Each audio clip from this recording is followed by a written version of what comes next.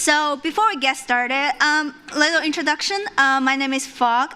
I currently working as a senior software for BentoML, and I'm also a CNCF ambassador and the maintainer for CUDA. So first thing, let's talk about why CoStar is a big deal. So basically, there's two ways people typically handle the model serving. So first is the traditional way. You basically just keep your models running like all the time, 24/7. So sure, it works, but your model is always there when you, and you are just keeping those things running. So most of your resources are just sitting idle for most of the time because if there's no request to your models. Now let's look at the serverless approach. So instead of keeping everything running, you spin up the models when you actually need them. So it's way more cost effective because you're only paying for what you use. And your system scales up and down automatically based on the request. But there's always a but. For the serverless approach, to actually work in the real world, you need those CoStar to be real fast. I mean, when your models need like 10 minutes to get started, well, good luck telling your users to grab a coffee. So, and that's exactly why we need to solve this CoStar problem. It's not just some technical nice to have, it's absolutely crucial if we want to make AI serving actually practical and cost effective in production. So, how long do we need to wait for a typical CoStar? So on the upper side of the picture is what LLM CoStar need. You basically need like the cloud. There's basically 3 stages. So first is the cloud provisioning. Like you need the cloud provider to provision the GPU nodes, or you can already have one in your cluster. Another is the container image pooling, and finally we have the model loading time. So each of the steps takes different minutes. Totally depends on your model weights. Like for example, if your model is like Llama 3 AB, there's usually 10 minutes, like 2 for cloud provisioning, like 5 for the container image pooling, and also like 3 or 5 for the model loading. And this is just one single mode. So if we have this Comfy workflow, like for example, they're just not loading one model. You've got your base model clip for text understanding, Wave for image generation, and each of these just need to be loaded sequentially. It's like a domino effect. Each model has to wait for the previous one to finish loading. So if one model just needs 10 minutes to CoStar, it's going to be a disaster for Comfy. So that's exactly why we need to come up with a better solution. So in order to fix that, we need to first understand why this CoStar taking forever. So let's break down what actually inside one of these LLM containers. So we can check out the comparison. On the right, we've got your standard Python web app container. It's coming up like tiny 0.15 gigabytes. Now look at the monster on the left. That's a Llama 3 AB container, and it's like 20 gigabytes. So we're talking about a container image that's over 130 times bigger. So why the LLM model image is so large? So the model weights themselves are just huge. The model weights needs around like 15 gigabytes, totally depends on your model type. And CUDA runtime also needs like 2 or 3 gigabytes. And PyTorch is more like 2 gigabytes. And that's the kicker because our current container infrastructure was really designed with those smaller containers in mind. So it's like trying to use a mail slot to deliver a grand piano. So this is why we need to completely rethink how we handle these massive AI containers. So now let's dig into what actually happens when you start one of these LLM containers and why it takes so long. So there's basically main 4 steps. First up, downloading. We're pulling all of these image layers from the registry. So remember that 20 gigabytes container we just talked about?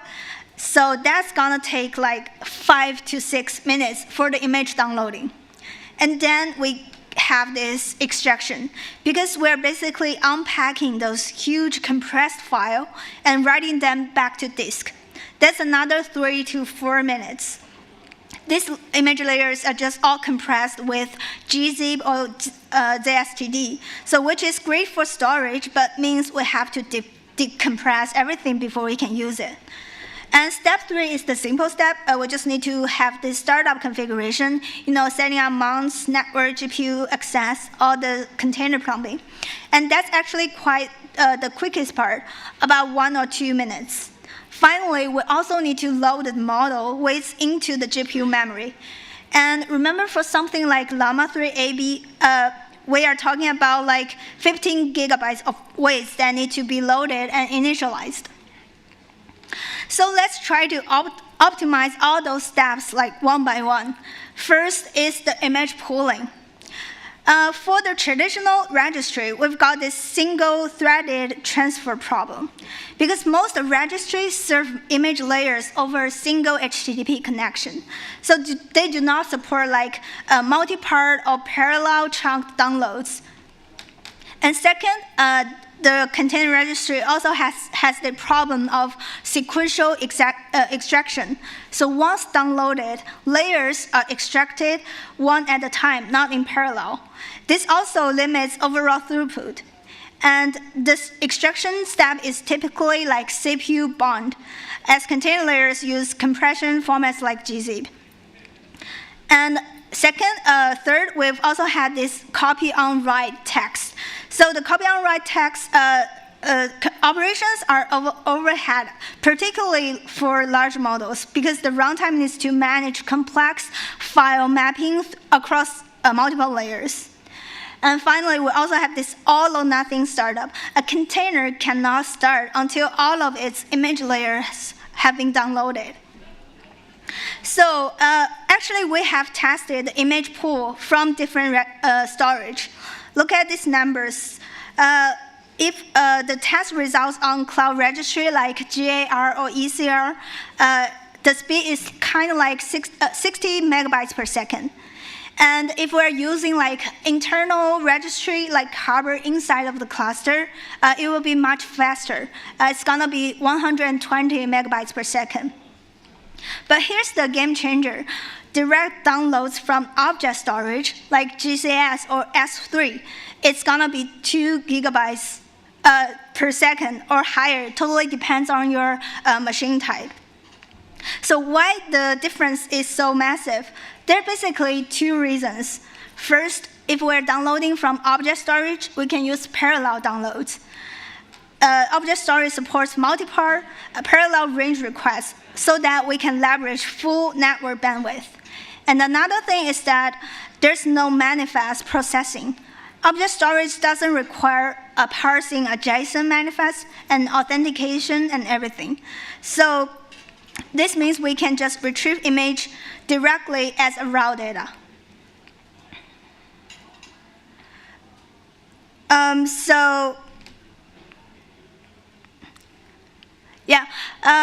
And we already talked about the first step, the image downloading. If we can use object storage for that, we can sort of fix the downloads part.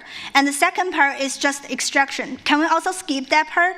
So currently, the storage driver has some limitations. For example, the storage are just optimized for small files. Like the storage drivers are optimized for workload with numerous small files, such as binaries, libraries, and configurations file. They do offer features like metadata caching and indexing. But for LLMs, we actually do not need them because LLMs are mostly just monolithic large files like 5 gigabyte safe tensor files. And also, the storage needs to have this double write because it needs to compress and depress the files. So the layers are just written twice, first in the compressed format, and then again, it will need to be extracted to the file system. So that means if we have a 15 model that we will temporarily requires like 30 gigabytes of space. So that's doubling disk writes. So our solution here is actually use Fuse to completely skip the extraction step. So in the traditional system, remember we have to download and extract everything. Well, if we're using the Fuse, like the file system in user namespace, we can just throw all this whole process out of the window. So that's how our new system works. So on the left, we have this object storage. That's where our model lives. But instead of downloading the whole thing upfront, we're doing something clever with Fuse in the middle here. So Fuse creates the virtual file system that acts like a bridge. So it got two key components. First is the index cache, an index cache that keeps track of what we need. And then we also have a virtual file system that can help us to make the remote storage look like local files. And we do not compress model files. Instead, we store model as a seekable tar in the object storage. So when our container process needs to read part of the model, it will only pull exactly what it needs. There's no extraction, no more downloading the entire model upfront. So there's a complete shift from the traditional download and extract everything approach. Actually, we've also tested why do we need to skip the extraction part. The reason is that usually in most of the cases, the network is much faster than disk I/O. So compared to the compressed file and the not compressed model files, it's actually faster if we're using uncompressed model files. That means even though the model file is bigger, but the network is faster, so that if we do not extract the model files, the speed is much faster than the extraction one. Okay, so we've already built the image pooling and extraction. I'll skip the steps 3 because it's mostly configurations for Kubernetes. And then we're almost there. We also need to fix the model loading. So currently, the model loading have some inefficiencies. For example, first is the slow downloads from model hubs. So actually, my solution here is that we will pack the model inside of the image. But I know there's many solutions in the community. For example, we can also just direct download the models from the Hugging Face inside of your Python codes. But if we download the models from the model hubs similar to the container registry, model platform like Hugging Face are not optimized for high throughput multi-parse downloads.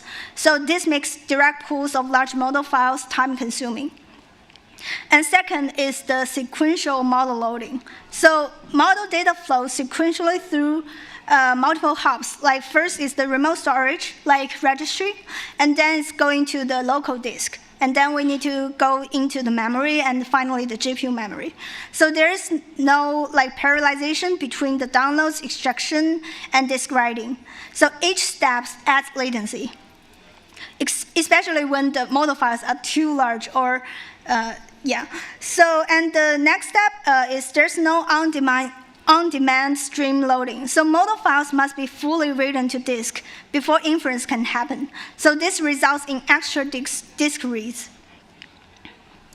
And our solution is also with this Fuse mod, but it's more of the data flow. So we already know that we have this model is stored in object storage, and we're directly use Fuse to read the model from the object storage to memory.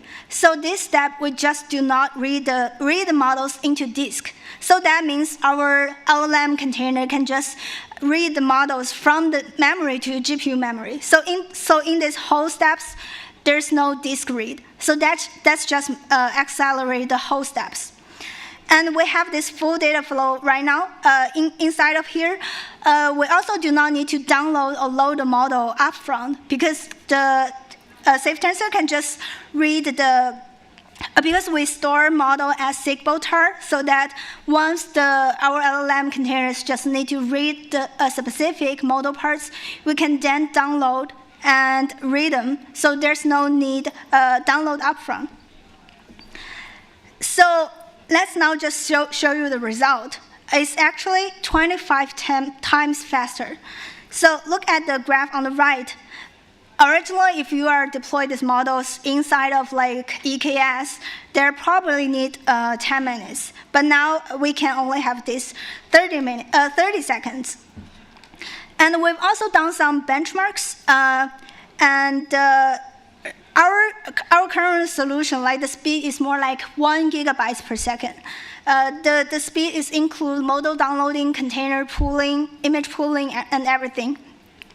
And for example, the run AI model loader, the benchmark results are like 400 megabytes per second. And for Tensorizer, it's around 700 megabytes per second. But Tensorizer do not support safe tensor files. And on the left, we have this whole process. And first, we need an image builder. And the image builder will help you to pack the model as a bento. So here's our concept here, and my company is called BentoML, and we also have an open source Python framework just called BentoML, and it can help the developers to pack their models into an application. So you're probably familiar with the word bento. It's a Japanese word, but we're a company based in San Francisco, and why we're using bento as the name is just because it's like a metaphor, because when you need an AI application, it probably includes the model weights, Docker file, dependencies, and everything. So it's kind of just like a bento. It includes rice, vegetable, meat. So it's like a metaphor. So we have this image builder to help you to pack the models into an artifact that we call it bento. And then the image builder will also help you to build your bento into an image and push them into the object storage. So when your LLM deployment is running, it's inside of a Kubernetes cluster, then it's running on a GPU node. So for example, like A100. So the kubelet on that node will just call the CRI, and then the CRI will just use the snapshotter to pull the image. So that's also where our fuse mount and everything works here. We basically just write our own snapshotter for container D. So that snapshotter will just help you to mount the object storage as a remote file system into your container, so that the snapshotter can just pull the data chunks from the object storage. And everything in this graph is streaming. So that means we do not need to download and extract everything upfront. Instead, when you need it, we will just download and load the model weights into the GPU memory. So yeah, basically that's all of my talks today. And we have this right side QR code is our GitHub page. It can help you to wrap your models into an application. And I've also bring some BentoML stickers. Feel free to grab one after talk if you're interested. All right, thank you very much. And if you have any questions, feel free to bring up.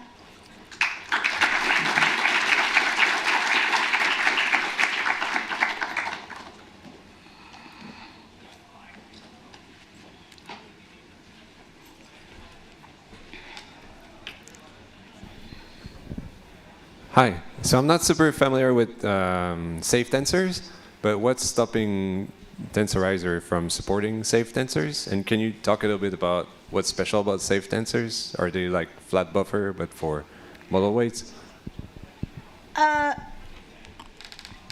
So are you mostly asking about how safe tensor or Tensorizer load the models?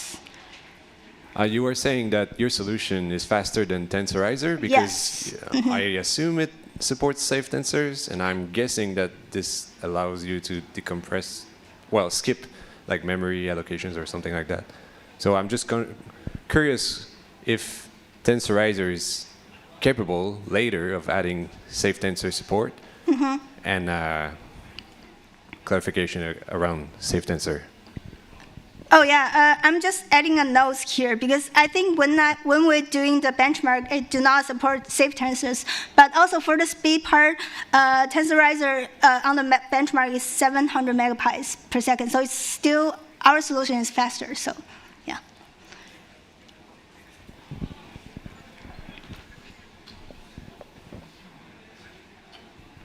Any other questions?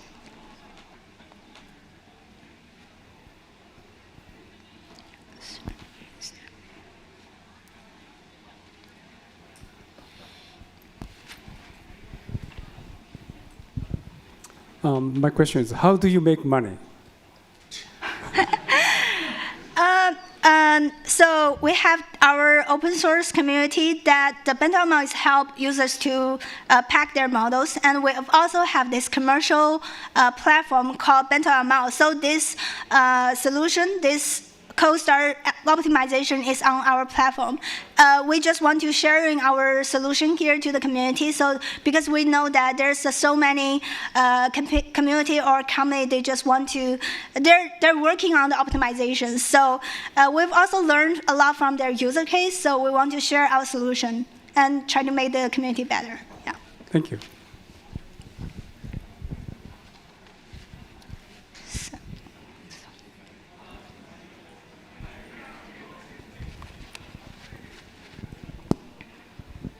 So this idea of lazy loading the model reminds me of, I think there's other projects. It's probably not specific to ML workloads, like AWS Sochi, I think it's called. It's a seekable OCI. And then another one is Stargazer. Has there been any comparison in terms of speed for those projects with this? We've also tried the Zstd snapshotter.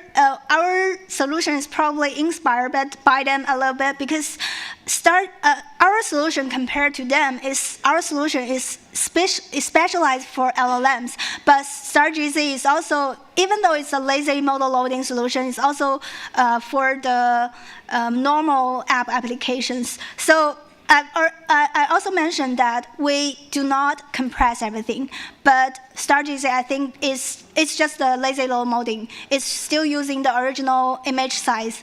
So we've just, during our test, we've confirmed that if we do not compress the model files, it will be faster.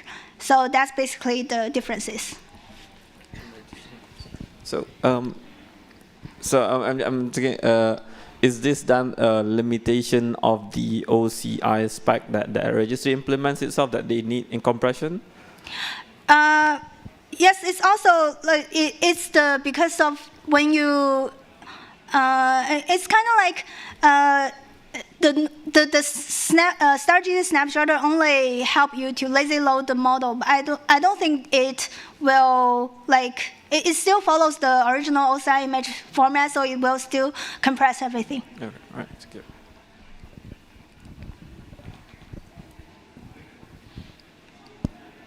Any other questions? All right, if there's no other questions, thank you all again for attending this talk.